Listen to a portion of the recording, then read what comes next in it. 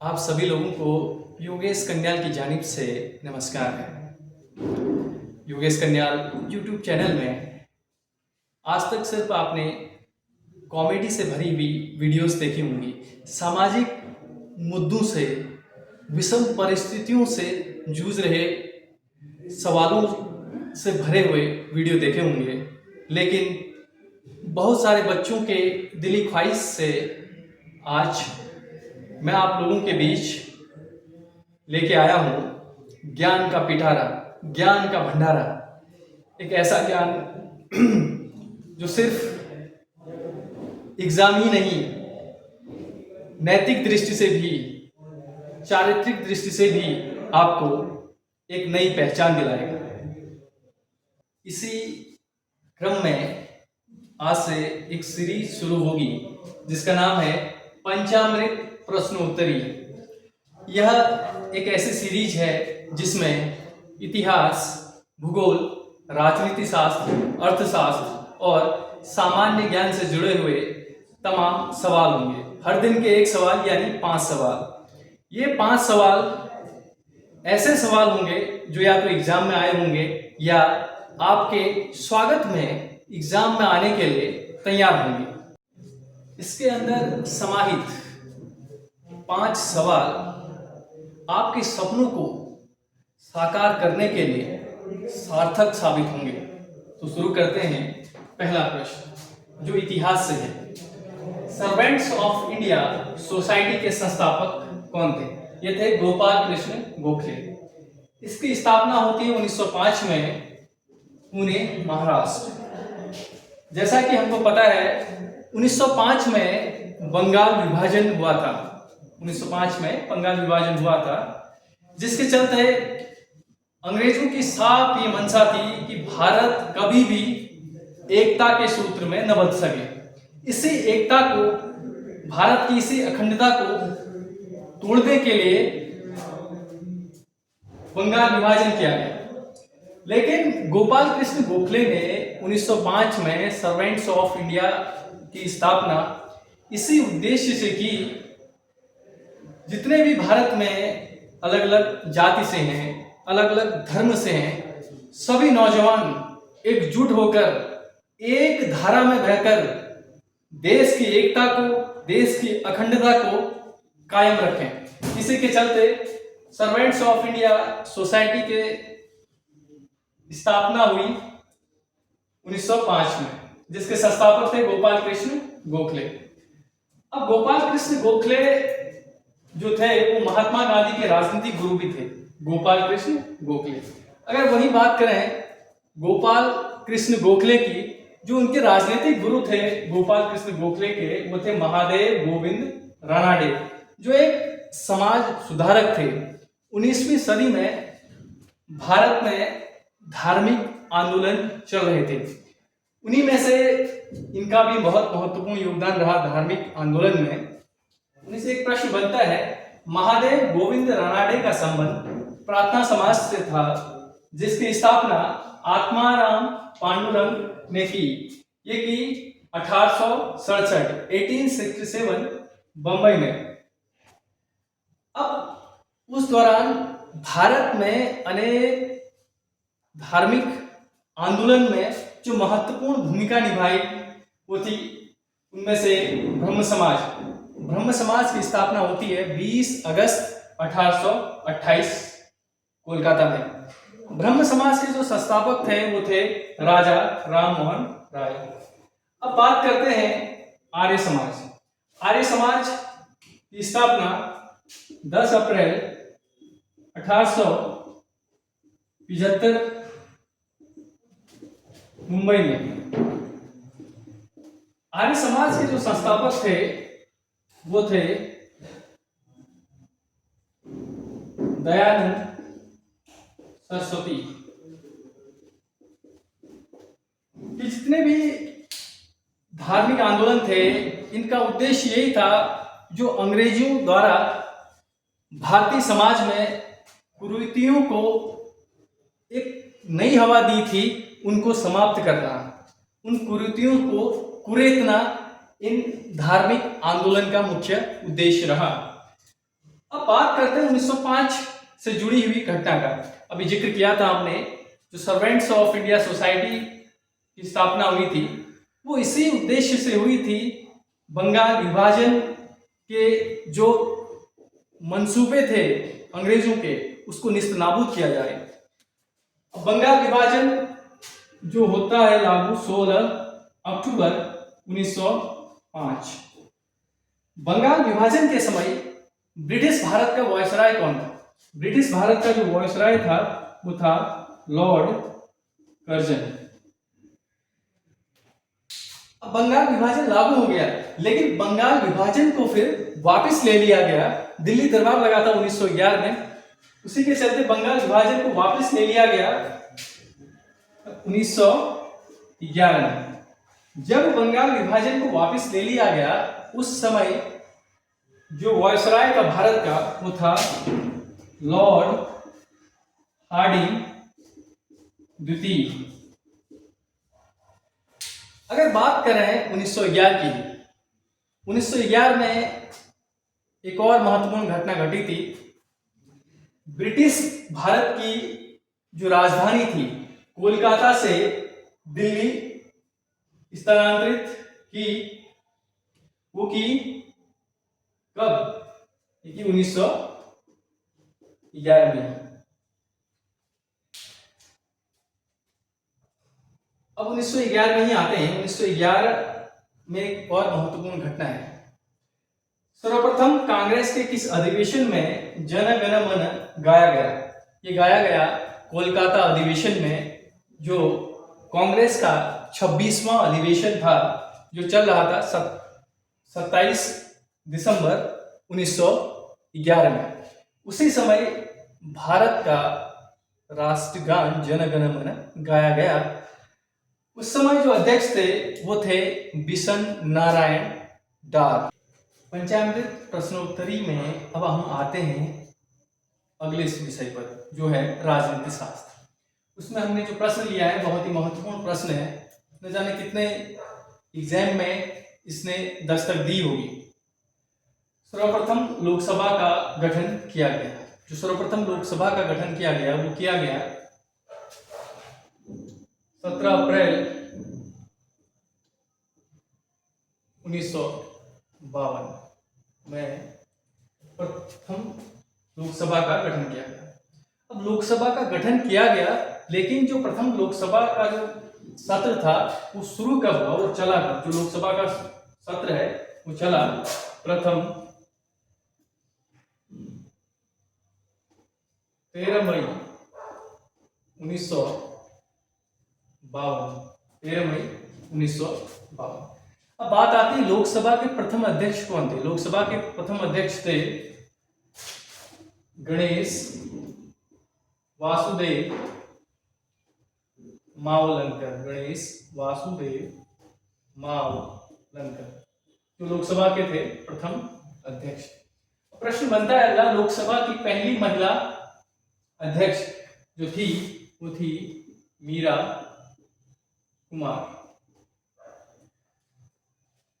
अब ये प्रश्न काफी एग्जाम में आता है। इस प्रश्न आपको एग्जाम में निराशा न दे, इसलिए अच्छी तरीके से पढ़ लेना है, जो कि आपको हताशा के दलदल में समा न दे, आपकी ख्वाहिशों को तबाह न करे। इसलिए अच्छी तरीके से आपको इन सवालों को हमेशा के लिए स्थायी रूप से अपने स्मृति पटल पर अंकित कर देना है। सबसे लंबे समय तक लोकसभा के जो अध्यक्ष रहे वो रहे बलराम जाखड़।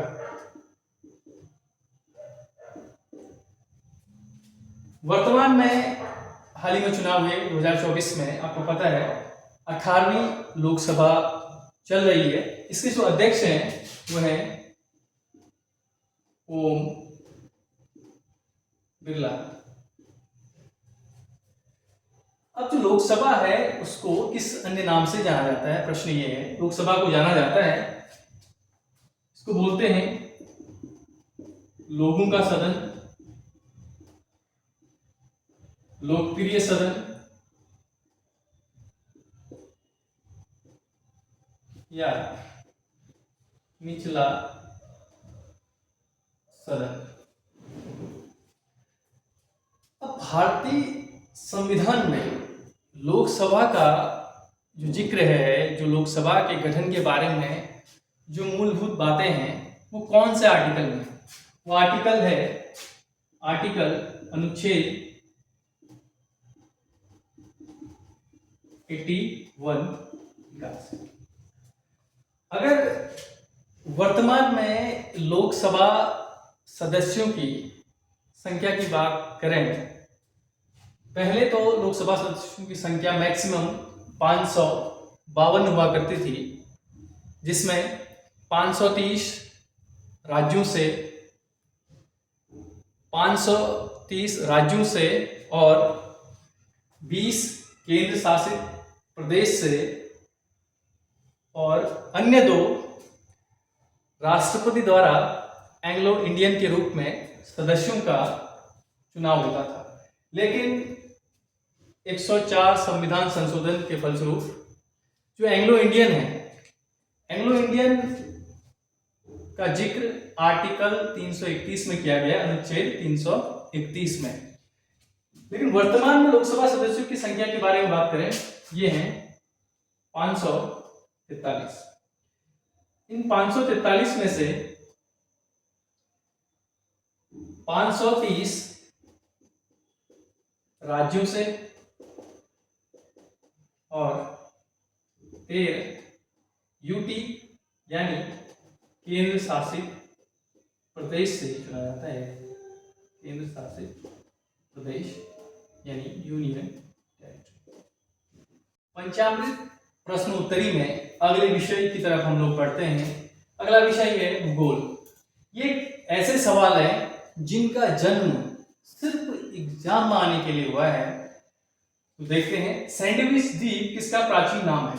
यह है हवाई द्वीप का। हवाई द्वीप का प्राचीन नाम सैंडविच द्वीप है। ये द्वीप पैसिफिक ओशन में है, प्रशांत महासागर। पैसिफिक ओशन, प्रशांत महासागर। इसी हवाई द्वीप पर अमेरिका के नेवल बेस है, जिसका नाम पर्ल हार्बर है। जापान ने इसमें अटैक किया था। हवाई जो है वो अमेरिका का एक प्रोविंस है। अब बात करते हैं सबसे बड़ा और सबसे गहरा महासागर। सबसे बड़ा और सबसे गहरा महासागर जो है वो है पैसिफिक ओशन, प्रशांत महासागर।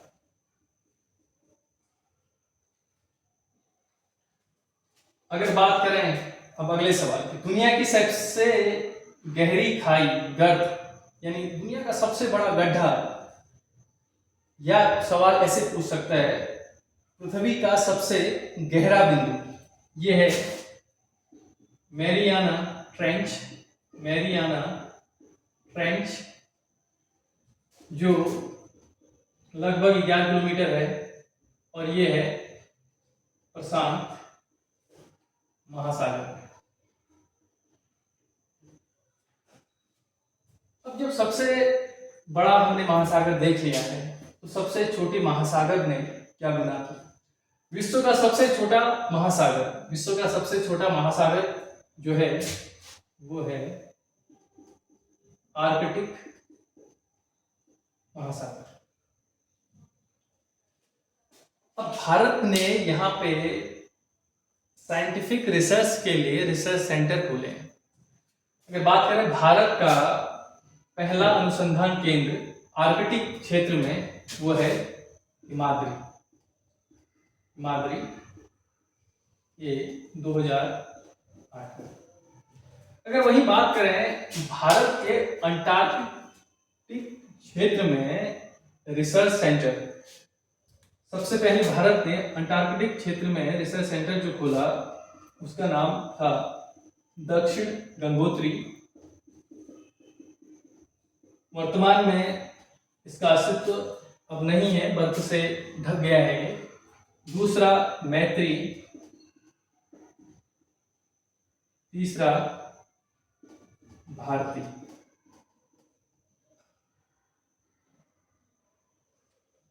पंचामृत प्रश्नोत्तरी का जो अगला विषय है वो है सामान्य विज्ञान। मेरा उद्देश्य यही है कि आप लोगों को भी सरकारी टैग में, सरकारी जमाई का, सरकारी बहू का टैग मिले। खैर, आगे बढ़ते हैं पंचामृत प्रश्नोत्तरी की तरफ। सामान्य विज्ञान में कृत्रिम वर्षा, आर्टिफिशियल रेन के लिए जो उपयोग होता है वो क्या होता है? जो केमिकल कंपाउंड होता है कृत्रिम वर्षा को कराने के लिए रिस्पॉन्सिबल, वो होता है सिल्वर आयोडाइड। Silver iodide. इसको ऐसे याद करेंगे, वर्षा यानी बारिश, आयो रे आयो, बारिश आयो रे आयो। इसको इस तरीके से आप लोग याद कर सकते हैं। हंसी हंसी में ही ये याद हो जाएगा, कुछ ऐसा याद होगा कि आप कभी भी नहीं भूल सकते इसको। अगला जो है मतदान के दौरान उंगली में लगाई जाने वाली स्याही। आप जब वोटिंग के लिए जाते हैं 18+ के बाद, जब आपकी एज हो जाती है तो आप वोट करने के लिए जाते हैं। जो वोटर्स इंक होती है वो किस चीज की बनी होती है? वो बनी होती है सिल्वर नाइट्रेट की। Silver nitrate, silver nitrate.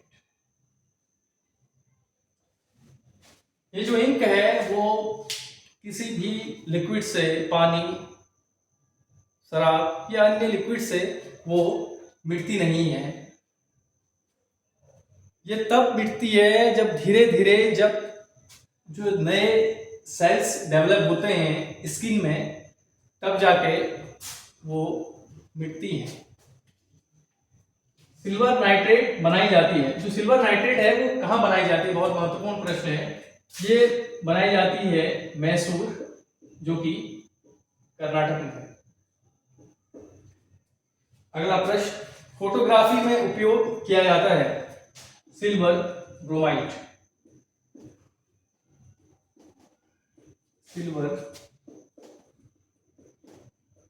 Bromide.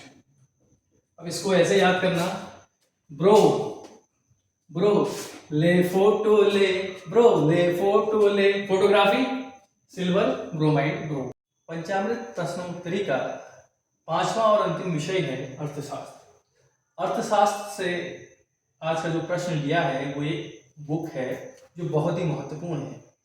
न जाने कितने बार पेपर में इस प्रश्न को पाया है। तो देखिए, बुक है poverty and un British rule in India, जिसके राइटर हैं, जो लेखक हैं, वो हैं दादा भाई नौरोजी। दादा भाई नौरोजी। अब दादा भाई नौरोजी से जुड़े हुए कुछ प्रश्न जो बहुत महत्वपूर्ण है। इन्होंने पत्र लिखा, उसके संस्थापक रहे गुजराती समाचार पत्र राष्ट्र गोफ्तार के संस्थापक कौन थे? यही थे दादा भाई नौरोजी। भारत में दादा भाई नौरोजी को grand old man of India की संज्ञा दी जाती है।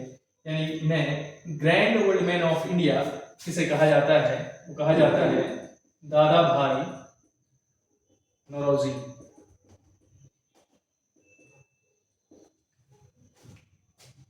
दोस्तों, मेरे प्रिय छात्रों, इसी के साथ आज की पंचामृत प्रश्नोत्तरी की क्लास यहीं पर समाप्त होती है। जरूर आप अपने कमेंट भेजिए कि आपको यह क्लास कैसी लगी। क्या आपने इस क्लास से कुछ सीखा? जो कुछ भी आपके मन में डाउट्स हैं या जो कुछ भी आप बदलाव चाहते हैं, क्योंकि जो ये सीरीज है वह हर दिन नए सवालों के साथ आपके सामने प्रस्तुत की जाएगी। तो पहले की ही तरह मुझे इस बार भी अपना स्नेह, अपना प्यार दीजिए, चैनल को सब्सक्राइब कीजिए और आगे बढ़ाइए, क्योंकि योगेश कन्याल आप लोगों के लिए अपरिचित चेहरा नहीं है। किसी न किसी रूप में, किसी न किसी क्षेत्र में आप मेरे से परिचित होते रहते हैं। आप लोगों का मेरे साथ काफ़ी घना संबंध है, स्नेह है। तो यही स्नेह आप इस पंचामृत प्रश्नोत्तरी को भी दीजिए और अपनी ख्वाबों को एक कदम और हकीकत की तरफ ले जाइए। शुक्रिया। कल होती है मुलाकात।